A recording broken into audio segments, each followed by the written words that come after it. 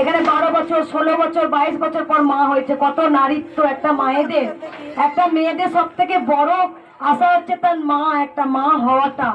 তার যে কত আকাঙ্ক্ষা, কত একটা দুঃখ থাকে। আমরা সবাই মায়ের গর্ভ থেকেই এসেছি, তাই সেই নারীত্ব পূর্ণ পায় একজন এখন মা হয়।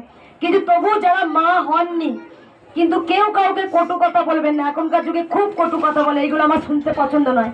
এক মা যদি মা না হতে পারে, মা শারদাও তো মা হয়নি, তাহলে দেশের মা হয়নি। যখন উনি পরমহংসদেবকে বলেছিলেন আমি মা হতে চাই, বলছে তুমি এমন একদিন মা হবে, মা ডাক শুনতে শুনতে তুমি বিরক্তি হয়ে যাবে। তো তাই হয়েছিল, গোটা বিশ্বের মা তিনি, বিশ্বের জননী মা, মা শারদা।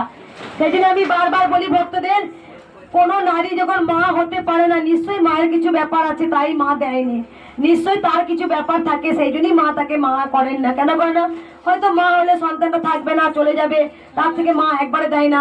বা কেউ হয়তো মানে মা